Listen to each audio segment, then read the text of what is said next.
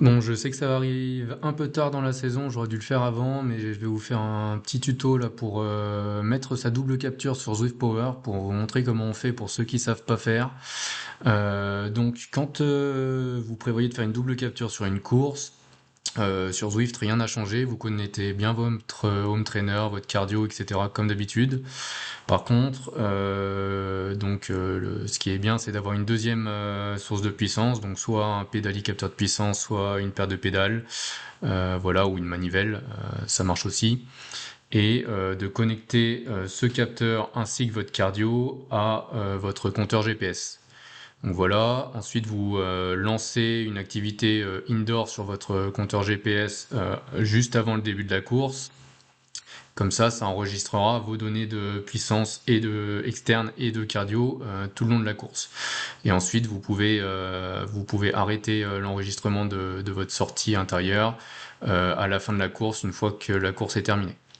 Voilà, une fois que vous avez fait ça, vous uploadez le fichier d'activité sur votre plateforme de votre GPS. Donc moi, j'ai un GPS Garmin, donc c'est sur Garmin Connect. Et ensuite, vous allez chercher l'activité sur la plateforme concernée. Donc voilà, ensuite le but c'est de sortir l'activité au format de fichier natif. Donc sur Garmin Connect, il faut cliquer sur le petit engrenage qui est sur le côté de l'activité. Ensuite, exporter le fichier. Hop, ça vous télécharge un fichier zip que vous pouvez ouvrir et extraire.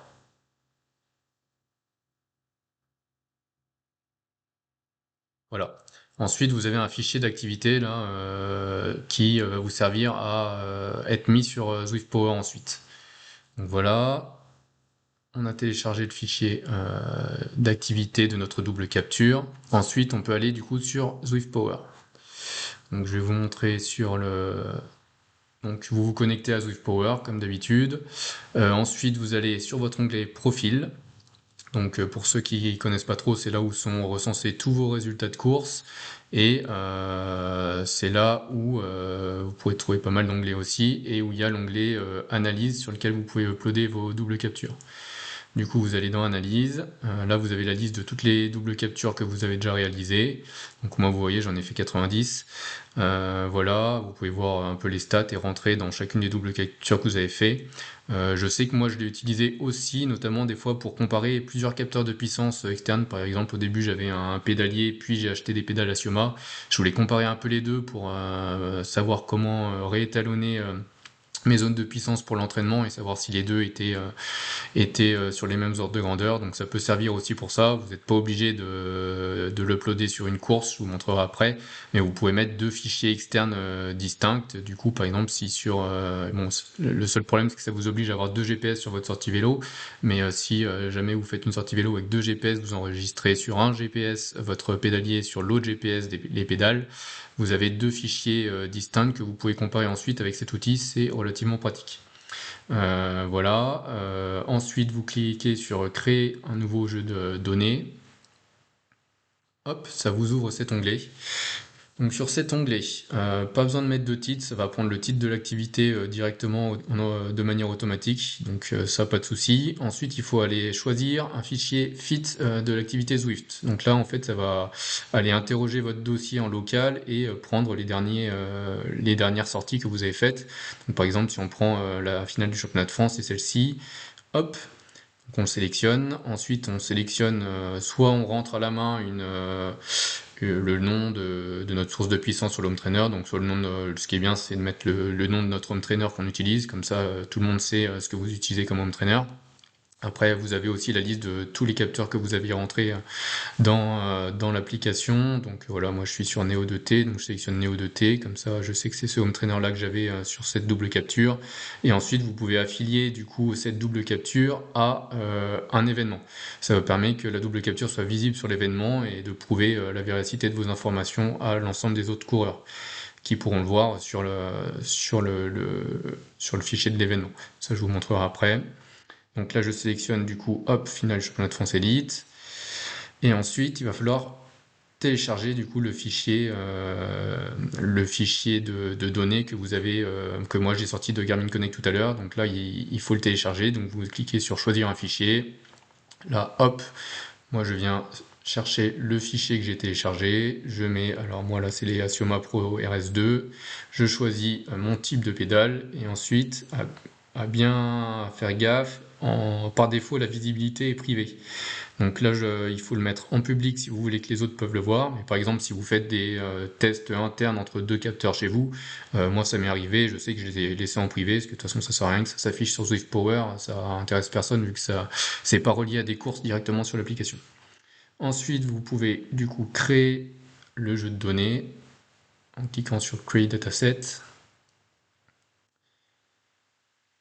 Et voilà, là ça va vous superposer les deux fichiers d'activité. Donc soit vous le laissez brut comme ça, mais c'est pas toujours ouf si vous voulez vraiment comparer vos données parce que c'est pas sur les mêmes gammes de temps. Par exemple là moi j'ai un fichier, j'ai fait commencer mon fichier dès l'échauffement de la course et ensuite voilà j'ai du coup côté Zwift j'ai que la course et ma récup derrière. Alors que sur le fichier de mon Garmin, eh ben, j'ai l'échauffement, la course et je l'ai même arrêté à la fin avant ma récup, donc j'ai même pas la récup. Donc là, ce qui est pas mal, c'est de recadrer nos données. Donc là, vous pouvez cliquer sur Time Shift and Crop et on va recaler les données. Donc moi ce que je fais c'est que je commence par le premier pas de temps. Donc là si vous mettez la souris la plus à gauche, vous voyez vous avez le trait gris ici, la verticale qui vient se positionner sur le premier pas de temps et vous pouvez voir ici le temps en secondes à partir du début du fichier. Donc là si on se met ici, le premier pas de temps il a 845 secondes, donc je sais que pour que les deux commencent en même temps, le fichier de mon Garmin que j'ai uploadé et sur lequel j'ai lancé la capture avant, et ben je vais le faire commencer au bout de 847 secondes. Donc là je vais mettre 847, hop, ça va me supprimer toutes les données qui étaient avant. Là il y a un truc bizarre là. Attendez, il y a un truc bizarre. Ah oui, j'ai mis 947 alors que c'était... Non, 945. 945.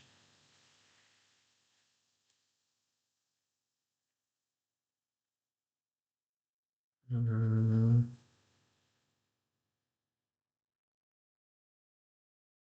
Ah non, je me suis trompé. Excusez-moi, c'est pas l'offset. Ça, c'est pour mettre le décalage entre les deux courbes. C'est moi qui ai fait une connerie. C'est le départ à partir de, forcément. Voilà, donc là, je mets 845. Mon truc, il commence à partir de 845. Non, en fait, j'ai fait le truc dans le mauvais ordre. C'est pour ça que je me suis trompé. Moi, ce que je fais en général au début, c'est que je me mets sur un pic de puissance et j'essaye de recaler les deux courbes. Donc, vous voyez, elles sont légèrement décalées. Des fois, il y a des petits écarts qui vont de une à une dizaine, quinzaine de secondes.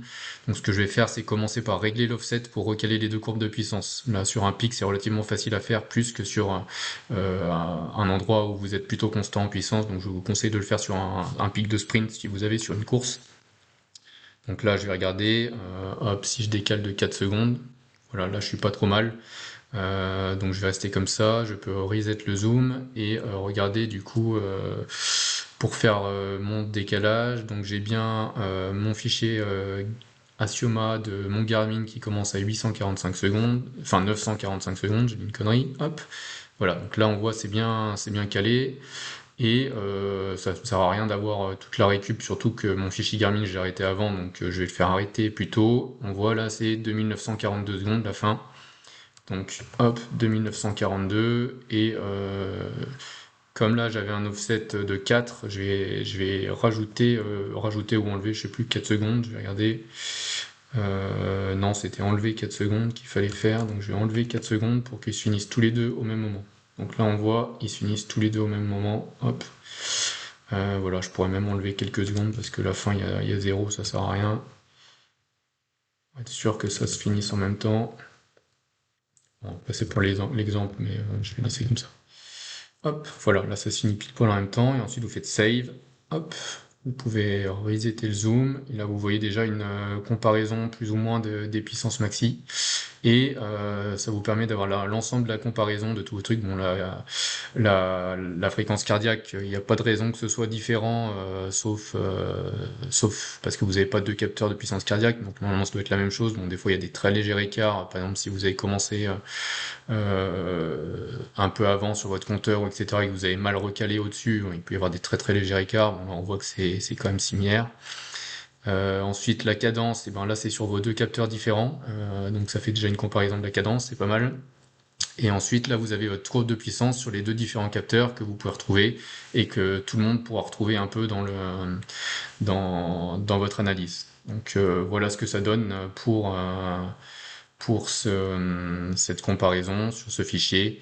Alors, à savoir que sur la comparaison ici, il conserve quand même la totalité des données du fichier. Donc, c'est possible que vous ayez des écarts relativement importants à certains endroits. Voilà. Mais sinon, c'est pas mal. Donc là, après, vous pouvez retourner sur votre profil. Il n'y a pas de... Normalement, c'est enregistré. Et si je reviens là, hop, du coup, j'ai une nouvelle comparaison. Et là, vous voyez, les comparaisons sont bien juste sur ce que j'ai croppé sur la course. Vous pouvez mettre en watts ou en pourcentage. Ça vous permet de voir les écarts qu'il y a sur votre comparaison. Voilà. Du coup, je vais supprimer quand même celle que je viens de faire là. Ça sert pas à grand chose. Surtout que je l'ai en double maintenant. Hop. Celle-ci, je vais la supprimer. Je sais plus comment on fait. Ça doit être là. Setting. Euh, Hop, remove. Hop là. Voilà, c'est bon. C'est supprimé. Du coup, voilà, j'ai toujours. Elle s'est bien supprimée. Si je vous montre, du coup, si on va sur la course, là sur la course Swift Power, ensuite, du coup, vous avez les résultats que vous pouvez voir. Si vous n'avez pas l'habitude d'aller voir les résultats sur Swift Power, vous avez pas mal d'infos. On peut retrouver par exemple tout ce qui est prime, c'est-à-dire l'ordre de passage sur les différents segments. Si vous voulez regarder ce que ça a donné sur votre course et à quel moment vous êtes passé à quelle place, vous pouvez regarder là-dessus. Et vous pouvez aussi regarder votre courbe de puissance sur la course, enfin plusieurs trucs. Et vous avez à la fin dans l'onglet analyse les doubles captures de tous ceux qui ont fait la manip qu'on vient de faire ensemble et qui ont uploadé leur double capture. Donc voilà, c'est pas mal. Vous pouvez regarder si les données de vos concurrents ont été cohérentes ou pas. Vous pouvez le mettre du coup soit en watts, soit en pourcentage. Voilà, vous pouvez voir tout ça. Bon, en général, une double capture qui est pas mal, on est entre 0 et 2%.